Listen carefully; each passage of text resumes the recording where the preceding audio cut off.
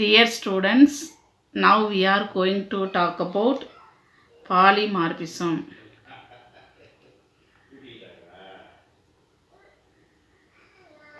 Polymorphism is the combination of two Greek words. Poly means many, morphism means forms.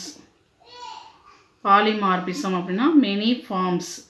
இதனுடைய definition அப்படின்னு பார்த்தீங்கன்னா the existence of a given substance in more than one crystalline forms possessing different physical properties is known as polymorphism. இதுதான் ஒரு substance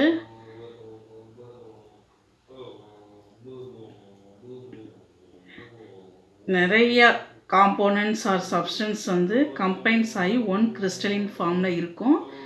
இது different physical properties இருக்கும். இதுக்கு தான் for examples உங்களுக்கு ஈஸியாக புரியணும்னா இங்கே பாருங்கள், ஒரு டீச்சர், அதாவது ஒரு person, neighbour, relatives, child, student, public, staff.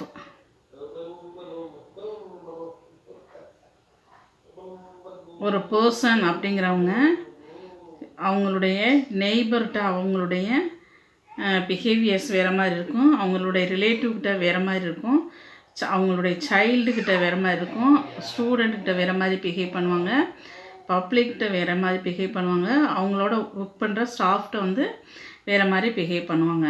இதைத்தான் ஆனால் பர்சன் ஒருத்தர் தான், ஆனால் டிஃப்ரெண்ட்டான பிஹேவியர்ஸ் இருக்கும். இதைத்தான் என்ன சொல்கிறாங்க அப்படின்னு பார்த்தீங்கன்னா, பாலிமார்பிசம் அப்படின்னு சொல்கிறாங்க. This phenomenons occur in a number of elements and compounds is referred to as allotropic. Allotropic அப்படிங்கிறது one or more elements combined ஆகி டூ ஃபார்ம்ஸ் நமக்கு அல்லோட்ரோப்ஸ்.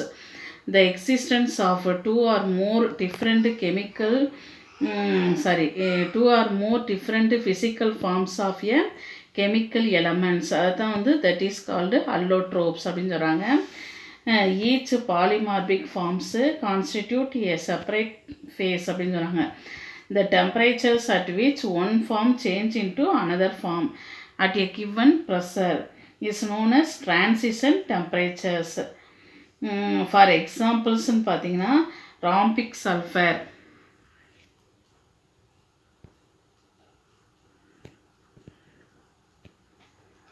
rhombic sulfur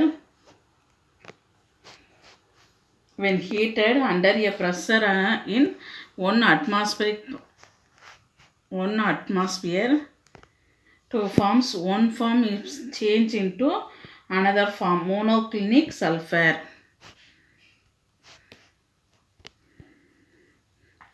இந்த ராம்பிக் சல்ஃபரை ஹீட் பண்ணுறோம் அண்டர் 95.6 டிகிரி செல்சியஸில் ஹீட் பண்ணும்போது நமக்கு மோனோக்ளினிக் சல்ஃபர் ஃபார்ம் பண்ணுறோம். அதே மோனோக்ளினிக் சல்ஃபரை திரும்ப அகைன் இதை கூல் பண்ணுறோம் அண்டர் 1 அட்மாஸ்பரிக் ப்ரெஷரில் டூ ஃபார்ம் நமக்கு ராம்பிக் சல்ஃபர் ஃபார்ம் பண்ணுறோம். ராம்பிக் சல்ஃபர் ஹீட் பண்ணோம்னா மோனோக்ளினிக் சல்ஃபர் ஃபார்ம் ஆகுது. திரும்ப அகைன் மோனோக்ளினிக் சல்ஃபரை கூல் பண்ணினோம்னா நமக்கு ராம்பிக் சல்ஃபர் கிடைக்கும். இது it is a reversible process. One form change into another form. இதை தான் என்ன சொல்கிறாங்க அப்படின்னு பார்த்தீங்கன்னா எனான்சியோட்ரோபிக்.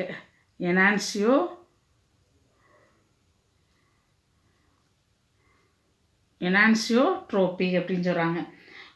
ஒரு ஃபார்மில் இருந்து இன்னொரு ஃபார்முக்கு போயிட்டு திரும்ப அகைன் அந்த ஃபார்மில் இருந்து திரும்ப அகைன் அதனுடைய ஒரிஜினல் ஸ்டேட்டுக்கே வரும். இதைத்தான் என்ன சொல்கிறாங்க அப்படின்னு பார்த்தீங்கன்னா எனான்சியோட்ரோபிக் அப்படின்னு சொல்கிறாங்க.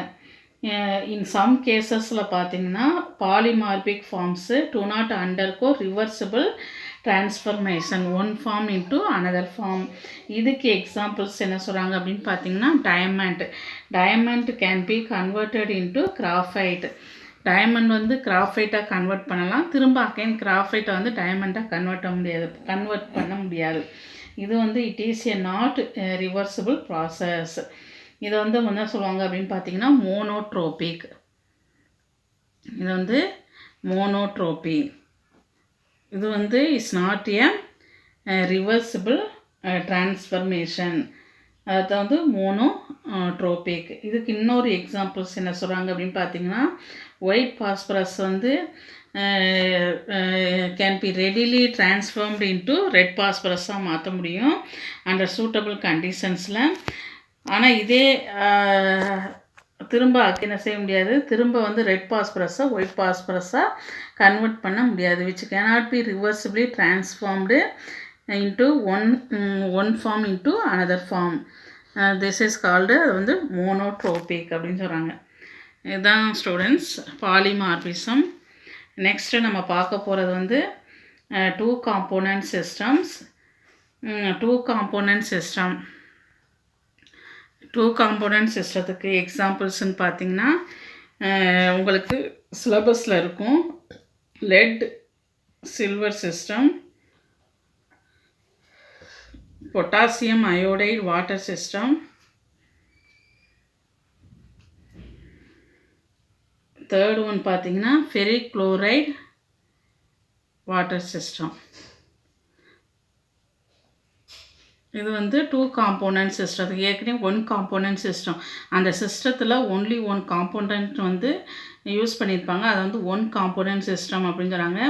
இது வந்து டூ காம்போனன்ட்ஸ். இந்த சிஸ்டத்தில் வந்து ரெண்டு காம்போனன்ட்ஸ், இங்கே பாருங்கள் லெட்டு சில்வர் ரெண்டு யூஸ் பண்ணுறாங்க, பொட்டாசியம் அயோடைடு வாட்டர், அதே மாதிரி ஃபெரிக் குளோரைட் வாட்டர் சிஸ்டம்ஸ். இதெல்லாம் வந்து examples of two component systems.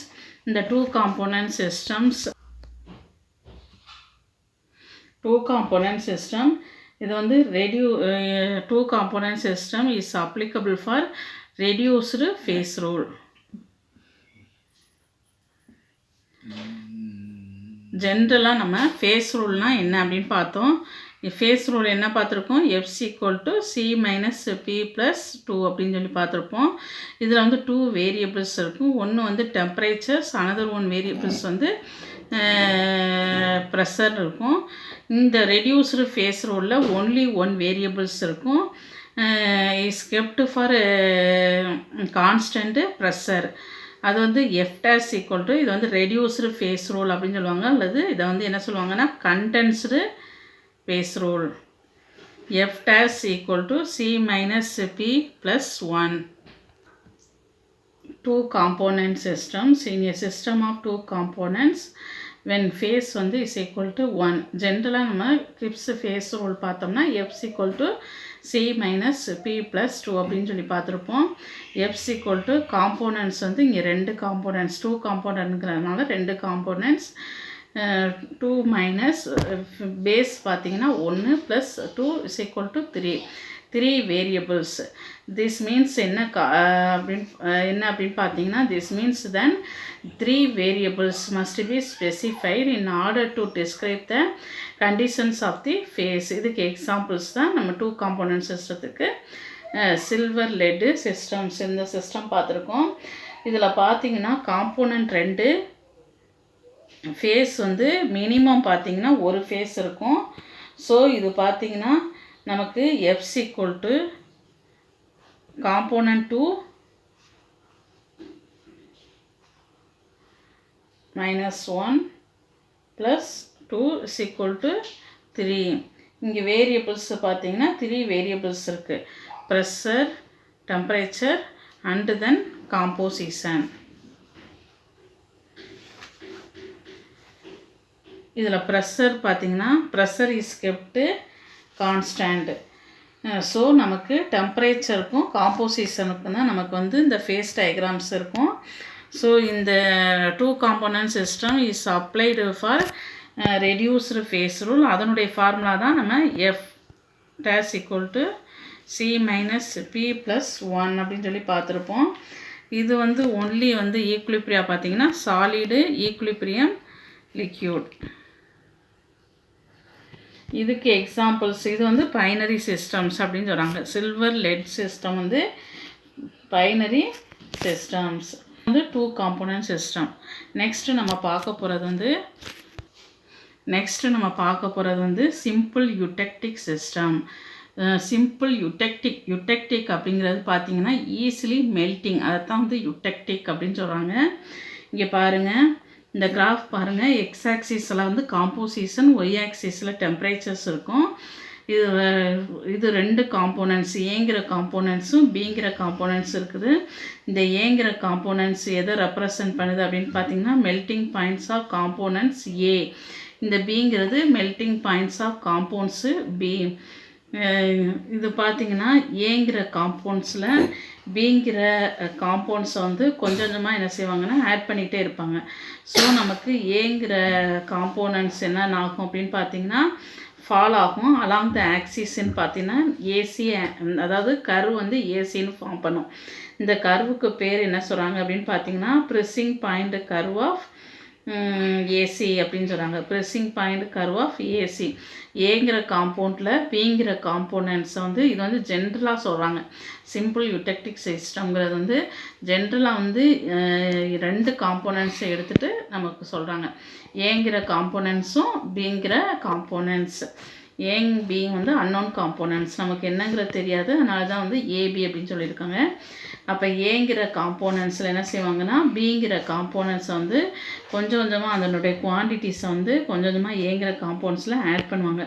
So நமக்கு ப்ரெஸ்ஸிங் பாயிண்ட் ஆஃப் ஏ பார்த்திங்கன்னா அப்படியே கீழே இறங்கிட்டே இருக்கும், ஃபால் ஆகிட்டே இருக்கும் அலாங் த கர்வ் நமக்கு ஏசி. இதே மாதிரி தான் சிமிலர்லி பார்த்திங்கன்னா இந்த மெல்ட்டிங் பாயிண்ட் ஆஃப் பிங்கிற காம்போனன்ட்ஸில் ஏங்கிற காம்போனன்ட்ஸை கொஞ்சம் கொஞ்சமாக ஆட் பண்ணிகிட்டே இருப்பாங்க. ஸோ நமக்கு கர்வ் வந்து பிசின்னு ஃபார்ம் ஆயிரும். அலாங் த கர்வ் வந்து ஏசி அண்டு பிசி இந்த மாதிரி நமக்கு ஃபார்ம் ஆயிரும். இதை தான் வந்து this is called point curve composition of components A அப்படின்னு சொல்கிறாங்க. இந்த ஏங்கிற ஏசிங்கிற கர்வும் பிசிங்கிற கர்வும் சந்திக்கிற இடம் இருக்கும்ல, ரெண்டும் வந்து கர்வும் சந்திக்கிற இடத்த தான் வந்து யூடெக்டிக் பாயிண்ட்டு. அதை தான் வந்து டெனோட்டட் பை சி அப்படின்னு சொல்கிறாங்க. சின்னு மார்க் பண்ணியிருக்கிறது அதுதான். இங்கே பாருங்கள், காம்போனன்ட்ஸ் ஏல காம்போனன்ட்ஸ் பி கொஞ்சம் போடும்போது கொஞ்சம் கொஞ்சமாக என்ன செய்யும், அந்த மெல்ட்டிங் பாயிண்ட்லேருந்து கொஞ்சம் அந்த சொல்யூஷனும் இருக்கும், சாலிடு ஏயும் இருக்கும். அப்போ இதில் பார்த்தீங்கன்னா ஃபேஸ் டயக்ராம்ஸ் வந்து ரெடியூஸ்டு ஃபேஸ் ரூல் தான் நம்ம அப்ளை பண்ணுறோம்.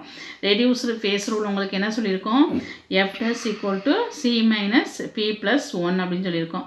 அப்போ காம்போனன்ட்ஸ்ன்னு பார்த்தீங்கன்னா 2 காம்போனன்ட்ஸ் இருக்குது. ஃபேஸ் அப்படின்னு பார்த்தீங்கன்னா இந்த ஏசி கர்வில் ஃபேஸ்ன்னு பார்த்தீங்கன்னா இந்த ஏரியாவில் ஏசி கர்வில் இந்த ஏரியாவில் சாலிடு ஏயும் ப்ளஸ் சொல்யூஷனும் இருக்கும்.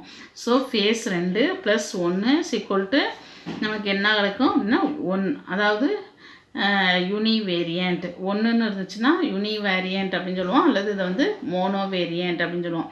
அதே மாதிரி தான் இங்கே பிங்கிற கர்வுக்கும் பிசி அப்படிங்கிற இந்த கர்வில் பார்த்தீங்கன்னா நமக்கு வந்து அதே ரெடியூஸ்டு ஃபேஸ் ரூலில் அப்ளை பண்ணுறோம். F dash equal to C minus P plus 1.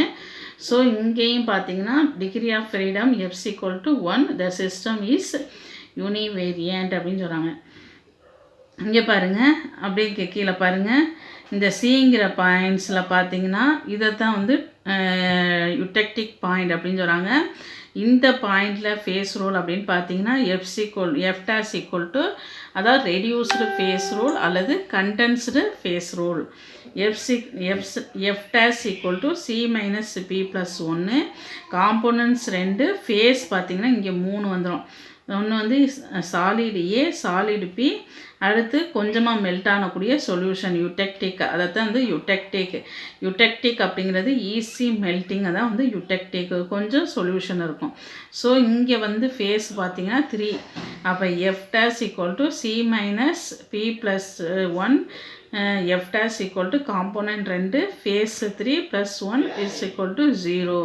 இந்த இடத்துல வந்து non variant, the system is the degree of freedom system is non variant அப்படின்னு ஆகுது. இங்கே வந்து ஒய் ஆக்சிஸில் வந்து 100% வந்து ஏ இருக்கும், சாரி எக்ஸ் ஆக்சிஸில் காம்போசிஷன் இங்கே பாருங்கள் 100% வந்து பி காம்போனன்ட்ஸ் இருக்கும், இதில் 100% ஏ காம்போனன்ட்ஸ் இருக்கும். இதுதான் வந்து சிம்பிள் யூடெக்டிக் சிஸ்டம்ஸ். நெக்ஸ்ட்டு நம்ம பார்க்க போகிறது வந்து 2 காம்போனன்ட் சிஸ்டத்துக்கு எக்ஸாம்பிள்ஸ் வந்து நம்ம சொன்னோம். Let silver system, potassium iodide water system, ferric chloride water system. இப்போ நம்ம ஃபஸ்ட்டு நம்ம பார்க்க போகிறது வந்து லெட் சில்வர் சிஸ்டம். இங்கே பாருங்கள், இதுதான் வந்து phase diagram for lead silver system. இதில் பாருங்கள், இந்த 2 மெட்டல்ஸ் வந்து are completely miscible in liquid state. Liquid ஸ்டேட்டில் 2 ஏங்கிறது வந்து லெட்டு, பிங்கிறது வந்து சில்வர். 2 மெட்டல்ஸுமே என்ன செய்யும் பார்த்தீங்கன்னா கம்ப்ளீட்லி வந்து மிசிபிள், அதாவது 2 கலந்து லிக்யூட் ஸ்டேட்டில் இருக்கும். And do not give rise to any compound formation. 2 சேர்ந்து ஒரு காம்பவுண்டை வந்து உருவாக்காது. இதுதான் வந்து lead silver systems. The equilibrium diagrams, இந்த டயக்ராம்ஸை பார்த்துக்குங்க. இந்த ஏங்கிற பாயிண்ட்ஸ் எதை ரெப்ரசன்ட் பண்ணுது அப்படின்னு பார்த்தீங்கன்னா பியூர் லெட்டு. இந்த ஏங்கிற பாயிண்ட்ஸை வந்து பியூர் லெட் மெல்ட் ஆகுறது, அதாவது 327 டிகிரி செல்சியஸில் பார்த்தீங்கன்னா இந்த பியூர் லெட் என்ன ஆகும் அப்படின்னு பார்த்தீங்கன்னா மெல்ட் ஆகும். இதில் பார்த்தீங்கன்னா இந்த பிங்கிறது வந்து சில்வர். இந்த பிங்கிற மெட்டல்ஸ் என்ன செய்வாங்கங்கிற ஏங்கிற மெட்டல்ஸில் கொஞ்சம் கொஞ்சமாக என்ன செய்வாங்கன்னா ஆட் பண்ணிக்கிட்டே இருக்க இந்த சில்வர் ஆட் பண்ண இந்த மெல்ட்டிங் பாயிண்ட்ஸ் வந்து லோவர் ஆகிட்டே இருக்கும், குறைஞ்சிக்கிட்டே இருந்துட்டு அலாங் நமக்கு ஏற்கனவே நான் சொன்ன மாதிரி சிம்பிள் யூடெக்டிக் சிஸ்டம் பார்த்தோம்ல, அதுதான் ஏங்கிறது வந்து என்ன ஆகும் அப்படின்னு பார்த்தீங்கன்னா கொஞ்சம் கொஞ்சமாக என்ன செய்யும் பார்த்தீங்கன்னா ஏ வந்து ஃப்ரீஸ் ஆகிக்கிட்டே இருக்கும். அப்போ இந்த கருவுக்கு பேர் ஃப்ரிஸிங் பாயிண்ட் ஆஃப் லெட் அப்படின்னு சொல்கிறாங்க. இதில் வந்து வேரிங் அமௌண்ட்ஸ் ஆஃப் சில்வர் இருக்கும். அதே மாதிரி தான் இங்கே பியூர் சில்வர் மெல்ட் ஆகுறது எவ்வளோ டிகிரியில் மெல்ட் ஆகுதுன்னு பார்த்தீங்கன்னா 961 டிகிரி செல்சியஸில் மெல்ட் ஆகுது. இந்த அடிஷன் ஆஃப் லெட்டு, அதாவது இந்த பிங்கிற சில்வரில் லெட்டை வந்து கொஞ்சம் கொஞ்சமாக ஆட் பண்ண அதனுடைய மெல்ட்டிங் பாயிண்ட் வந்து என்ன ஆகும் அப்படின்னு பார்த்தீங்கன்னா லோயர் ஆகிட்டே இருந்து நமக்கு கரு வந்து பிசி கரு கறக்கும். இந்த பிசி கரு ஃபார்ம் பண்ணும். இந்த கருவுக்கு பேர் freezing point curve of silver அப்படின்னு சொல்கிறாங்க. Along AC curve. இதில் பார்த்தீங்கன்னா ஏசி கர்வில் லெட்டு இருக்கும், அதாவது ஏற்கனவே இருக்கக்கூடிய லெட்டும் இருக்கும், ப்ளஸ் அதனோட சொல்யூஷனும் இருக்கும். அதாவது மெல்ட் ஆன சொல்யூஷனும் அந்த லெட்டும் நமக்கு இருக்கும். இது இங்கே பார்த்தீங்கன்னா கோஎக்ஸிஸ்ட் ஆகும். அதே மாதிரி தான் இங்கே பிசி கர்வில் வந்து சில்வர் இருக்கும், ப்ளஸ் அதில் பார்த்தீங்கன்னா கொஞ்சம் சாலிட் சில்வரும் ப்ளஸ் லிக்யூட் அதாவது சொல்யூஷனும் இருக்கும். இதில் பார்த்தீங்கன்னா இந்த சிஸ்டத்தை பொறுத்த வரைக்கும் F's equal to degree of freedoms equal to 1. இது வந்து த மோனோ வேரியண்ட். ஏசி கர்வுலையும் பார்த்தீங்கன்னா இது வந்து mono variant along AC curve as well as along BC curve அப்படின்னு சொல்கிறாங்க. இந்த ஏசி இந்த பிசி இந்த 2 கர்வும் வந்து சந்திக்கிற இடம் தான் வந்து இங்கே வந்து நம்ம என்ன சொல்கிறாங்க சி. இந்த சிங்கிற பாயிண்டை தான் வந்து நம்ம யூடெக்டிக் பாயிண்ட் அப்படின்னு சொல்கிறாங்க.